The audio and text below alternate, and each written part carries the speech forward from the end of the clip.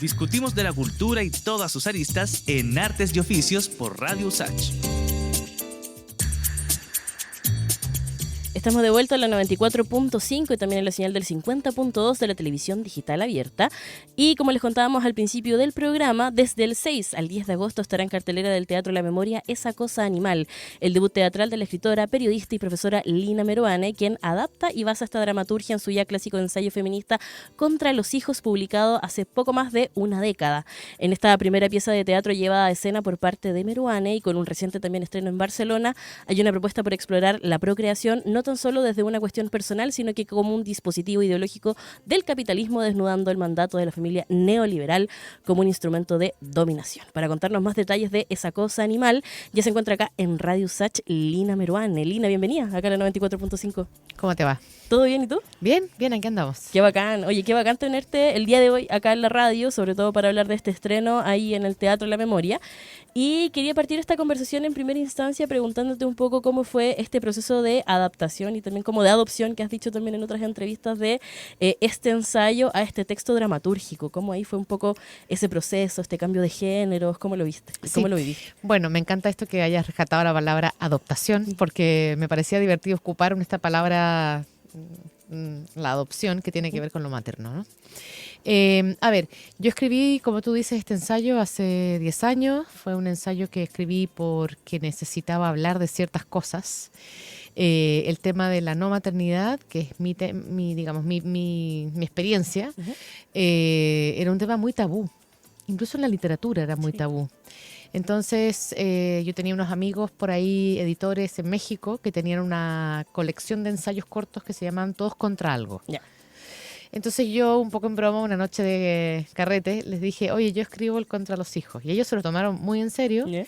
Y empezaron a pedirme que escribiera ese ensayo que yo pensaba que solo me importaba a mí. Cuando se publicó, realmente vi llegar mucha gente a las presentaciones del libro. Y dije, aquí hay una tecla más social que solo personal. Bueno, entonces desde ese momento a 10 años después hubo una invitación a adaptar el texto a obra teatral. Yo nunca había escrito teatro, aunque sí había visto mucho teatro, había leído mucho teatro, enseñado incluso teatro como texto. Y entonces dije, bueno, voy a lanzarme a esto porque si no voy a saber si puedo escribir teatro o no. Y siempre había querido, en realidad, era un deseo secreto. Tuve la suerte además de que me invitaron a una residencia en México, a la Casa 100 Años de Soledad, que fue donde Gabriel García Márquez escribió su gran novela, así que yo ahí en su dormitorio escribía esta obra, fue así muy glamoroso ese momento. Y la verdad es que me resultó muy feliz la experiencia. Porque esto ya lo he dicho en otras entrevistas, pero cuando uno escribe novela, una es la directora, los actores, la vestuarista, la escenógrafa, la sonidista, la iluminadora, la todo. Y aquí podía solo ser las voces. Ahora, por supuesto, las voces también entendí que tienen que estar muy cargadas de sentido para que se entienda, digamos, cuál es el trasfondo psicológico y ambiental. Pero fue una experiencia grata, recuperé mucho chilenismo en esa obra, que no está realmente en mi obra más novelística, ni ensayística. Y bueno, y además pude hacer una transición que me resultó muy productiva, y es que de Contra los hijos extraje algunas ideas para un personaje que se llama B, que es la personaje, la hermana feminista, son 3 hermanos. Me tuve que inventar a la hermana mayor, que es una hermana conservadora, antiaborto, con todas sus contradicciones y sus duplicidades. Entre otras cosas, ella ha sido la madre de sus hermanos, además de madre de 5 hijos. Wow. Y luego está el hermano menor, que también tiene sus contradicciones, que es un chico gay, pero trabaja en un gobierno de derechas, como una especie de ingeniero. Y él es conservador y es pro familia. Pero también tiene cosas que contarle a sus hermanas y viene a pedirle algunas cosas también. Entonces, bueno, ahí está esa trama que está llena de conflicto, también hay mucho humor, hay recordar ese pasado tenso de los hermanos, el amor y el odio de la familia, el abandono del padre y más cosas. Ya, me encanta. Lina, estabas comentando que al momento como de pasarte a esta dramaturgia o pasarte a escribir dramaturgia, también hay un peso mayor como en el uso de las palabras o como en la selección también de las palabras, porque te están cargadas de mucho, que después finalmente van a ser interpretadas por estos actores. ¿Ahí sentiste que tenías un desafío mayor como al momento de trabajar como en este nuevo género? Bueno, el momento de la escritura mismo, no, porque yo soy una persona que trabaja mucho y muy cuidadosamente con el lenguaje. Ya. Trabajo mucho la rima interna de los textos, el juego de palabras, el chilenismo llevado a una poética, no al huevón y la huevada, que es un lenguaje que no me parece muy atractivo, salvo cuando se usa de una manera muy particular. Que de hecho yo lo vi en teatro esto. Marcelo Leonard montó una obra hace algunos años y había un momento hermoso donde las dos actrices, una de ellas era mi querida amiga Nona Fernández y su contraparte, de cuyo nombre no me acuerdo, pero decían, tiraban así como un discurso y decían, y la weá. Y la weá. Y entonces se convertía en un dispositivo dramático que ponía en ironía, digamos, la manera de hablar del chileno. Pero yo he trabajado el lenguaje, el chilenismo de otra manera. Y también he recuperado una cosa que me encanta del lenguaje chileno, que es que nosotros usamos muchas expresiones animales. Yeah. Yo creo que algo pasó en el movimiento del rural a la ciudad, que se quedaron las expresiones. Entonces lo pasé chancho, hagamos una vaca, se echó al pollo. Y bueno, pero yo tengo una colección como de 200 expresiones, son todas maravillosas. Entonces usé mucho de eso también en la obra. Yeah. ¿Y de ahí quizá también viene como el título de la obra? Sí, es que hay un momento, sobre todo el personaje gay, el hermano gay, que en un momento le cuenta a las hermanas, bueno, un episodio de su vida y dice que lo llamaron Ánima. Y atacado. Cuando apareció eso en el texto, porque también, o sea, lo escribí yo, pero también a uno se le aparece el texto un poco, yo pensé, esa cosa animal. Yeah. Primero se iba a llamar algo con las langostas, porque hay una plaga de langostas afuera de la casa. Están en un toque de queda del que no se pueden ir y por lo tanto tienen que hablar. La peste, la plaga de langostas es bastante simbólica, porque las langostas se reproducen muy rápidamente, se lo comen todo, destruyen todo. Entonces me parecía que tener eso de trasfondo y que ahora se va a llevar en sonido de manera muy interesante a la obra, digamos que me funcionó esa. Y entonces a partir de la langosta y de lo animal salió la cosa animal. Estaba pensando como en estos tres personajes que de alguna manera también reflejan como tres momentos del Chile que vivimos hoy, como en este también ascenso del fascismo que estamos viviendo como a nivel latinoamericano, a nivel mundial, en verdad. Y no sé si en algún momento también lo pensaste así, como tratar de reflejar tres realidades también que tratan de convivir, como en esto que también muchos sociólogos han llamado como la familia de Chile y que buscan como el personaje como de la mamá en Bachelet, por ejemplo, y en otros como... es que la familia es un dispositivo muy productivo para la interpretación de la nación. O sea, cuando pensamos en literatura, la familia normalmente representa la gran familia nacional. Claro. Entonces, en efecto, yo creo que en Chile no somos dos mitades como fuimos durante mucho tiempo, el pinochetismo y la oposición. Sí. Está mucho más multiplicado, más pluralizadas esas posiciones, lo estamos viendo ahora en las elecciones también. Entonces tener tres, no solamente son tres, hay un cuarto que no aparece, que es el hermano menor, que es el que se echó al pollo y los dejó a los tres hermanos con el problema de la madre, ¿no? Entonces yo creo que está más pluralizada esa familia y por eso me interesaba tener, como tú dices, más posiciones que una y posiciones que también son contradictorias, cada una de ellas. Sí, de que también lo estaba pensando como en lo contemporáneo que estamos viviendo y como en también este texto que creaste el 2014, que yo, por ejemplo, lo leí el 2018 y justo estaba pasando como la revuelta feminista en mi universidad. Entonces, claro, como que me hizo un cambio de switch y fue como un cambio de mirada. Que también me hace pensar en, por ejemplo, como en esta construcción de familia que tenemos en el Chile de hoy, como con un presidente que acaba de ser papá y que está como volviendo a institucionalizar como esta figura de familia. No sé cómo lo ves tú también, cruzándolo un poco como con este ensayo que escribiste. Bueno, totalmente. O sea, lo que pasa es que el tema de la reproducción tiene como momentos álgidos en el discurso oficial. Y esto yo lo he visto a través de los tiempos, ¿no? Como de pronto las mujeres se pueden ir a trabajar tranquilas y como de pronto vuelve a haber un llamado a que vuelvan las mujeres a la casa a tener hijos, ¿no? Sí. Es muy, muy interesante mirarlo históricamente y eso está un poco contado en contra de los hijos. Pero en este momento puntual, mientras yo estaba escribiendo Esa cosa animal, Sebastián Piñera, el presidente anterior, tuvo la desafortunada idea de decir que una sociedad sin hijos es una sociedad enferma. Sí, O sea, me acuerdo de esa patologizó cuña. ese problema demográfico de Chile. Y a mí me parece que es muy interesante como lo volvió a poner en agenda, a propósito también del nuevo censo que demuestra que Chile tiene una natalidad muy baja. El propio presidente Boric con su bebé en brazos, desde un lugar como más afectivo, más tierno y también un poco más de la colaboración, la labor compartida de paternar y de maternar, ¿no?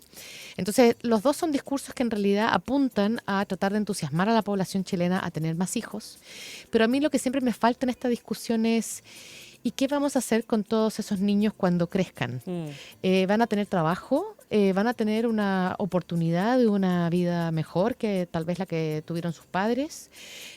¿Van a consumir demasiado y acabar con el planeta? Que no nos quedan muchos recursos en este planeta tan contaminado y tan explotado. Y además, ¿por qué querríamos tener hijos si hay guerras, exterminio, genocidio?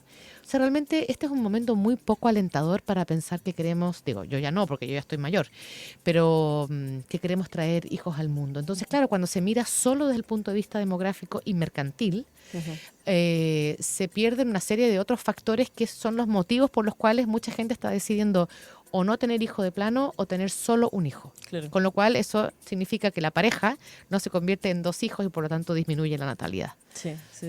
Lo pensaba también como en el nivel de críticas que están teniendo como estos nuevos conceptos de familia también, como en la concepción de que no hay hijos, pero sí hay, por ejemplo, mascotas.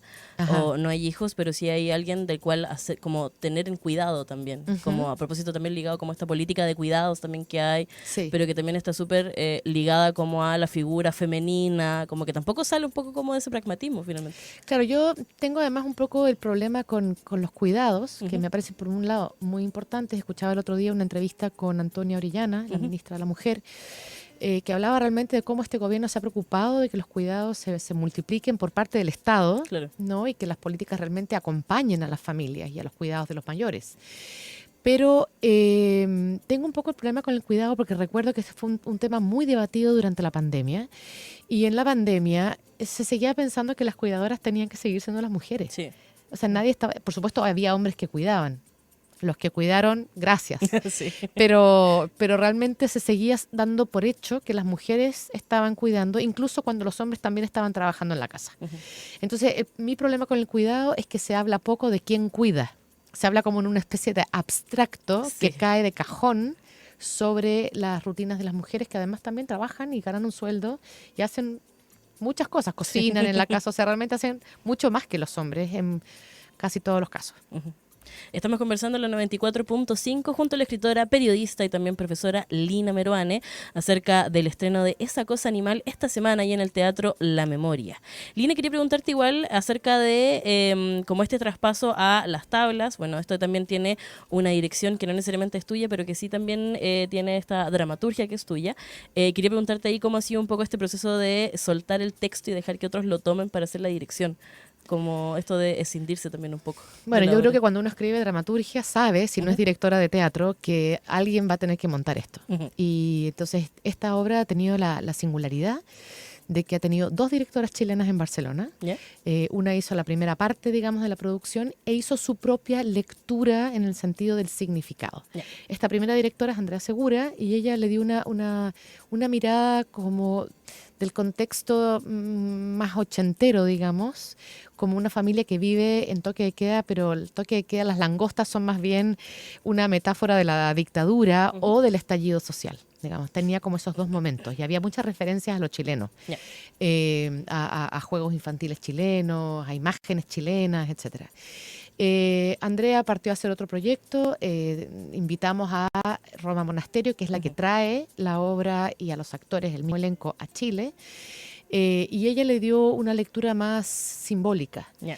exploró más la psique de los personajes y trabajó más el terror. Ya. Eso fue interesante porque eso significó que yo misma tuve que hacer algunos pequeños cortes y agregados en el texto para poder darle esa lectura, para terminar de cerrar la lectura que ella sentía que el texto tenía. Yeah. Entonces, eso ha sido muy bonito, pero también es muy bonito porque cuando uno escribe, esto más ahora que antes, cuando yo empecé, tiene mucha respuesta de gente que lee, que te dejan mensajes en Instagram o en el Messenger de Facebook, o que vienen a los clubes de lectura y te comentan y te critican. O sea que una ya ha tenido esa instancia interpretativa que te da muchas luces sobre cómo está siendo leído tu texto y cómo va cambiando esa lectura en términos de quién lee, la edad, el género y la época. Entonces, bueno, todo eso es interesante. Yo he aprendido a delegar un poco. Sufro a veces un poco también, no te voy a mentir. Y en esta pasada estoy sufriendo sobre todo porque me ha tocado mucho trabajo de producción o de coproducción, de tomar muchas decisiones, porque claro, yo soy la que está en Chile. Sí. También tengo una productora, Emperatriz Bascuñán, que ha colaborado, pero hemos colaborado. Y entonces ha sido difícil para mí porque yo no sé nada de producción y tengo otras escrituras que hacer, pero bueno, es mucho trabajo el teatro.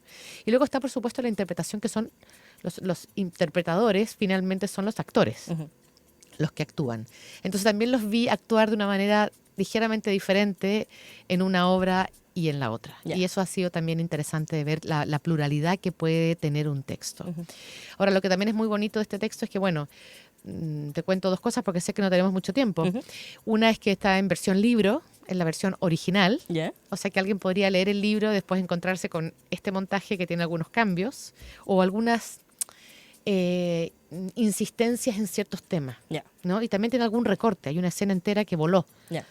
Entonces también eso es interesante, digamos, la diferencia entre el texto original y el texto que se está llevando a escena. La edición que se lleva a escena, sí. Y lo otro que para mí ha sido bonito y sorprendente, como casi una especie de muestra de cariño a esta escritora que ha vivido tantos años afuera, y es que las entradas se agotaron. ¡Qué bacán! Ya se agotaron las entradas. Todo. Y el Teatro La Memoria, en un gesto de generosidad y entusiasmo, nos dio la posibilidad de una sesión extra el sábado a las 5 de la tarde. Bueno. Acaban de salir las entradas, entonces ahora hay 100 asientos más y esperamos que se vendan para que haya valido la pena este esfuerzo. ¡Qué bacán! Sí. Completo éxito, entonces. Contenta. Bueno, ahora hay que ver la representación, ¿no? Y el trabajo, digamos, de entrada está hecho, ahora falta que los actores se suban al escenario y hagan lo suyo. Lina, y además de la obra vas a presentar este libro, ¿no? Bueno, justamente la primera noche, que es la noche del estreno, después de la presentación de la obra, nos subiremos a la escena Nona Fernández y yo. Qué bacán. Para hablar precisamente de lo que estamos hablando aquí, que tiene que ver con la adaptación de un texto ensayístico a una obra de teatro escrita y qué pasa de la obra de teatro escrita a la puesta en escena. Y bueno, y un poco como ella también es una autora, dramaturga, novelista, actriz, y podrá ver la obra. Tendremos, yo creo que muchas cosas de qué hablar y que serán las cosas que a ella le interese conversar. Bueno, Lina, nos quedan muy poquitos minutos, así que quería dejarte ahí el micrófono disponible para que invites a la gente que nos está escuchando en Radio Usach a que sea parte de esta última función, el sábado a las 5. Sí, bueno, los y les invitamos a ver la obra. Creo que es una obra que tiene, bueno, tiene un poco de drama y tiene un poco de comedia, tiene mucho chilenismo, tiene mucho animal. Y creo que es una obra, bueno, cuesta decirlo una, ¿no? Pero porque yo soy la autora, pero según me dicen, es un texto dramatúrgico, es una puesta en escena que mete el dedo en varias llagas y genera preguntas, que es lo que a mí me interesa sobre todo en la escritura. No llegar necesariamente a un veredicto final o a una conclusión final, sino que invitar a pensar y a disfrutar. Bacán. Lina Meruane, muchas gracias por haber sido parte de esta edición de Artes y Oficios. Muchas gracias a ti. Y vamos a despedir a Lina escuchando lo nuevo de Alex G. Vamos a escuchar Is It Still You In There y al regreso seguimos con más Artes y Oficios acá en la 94.5.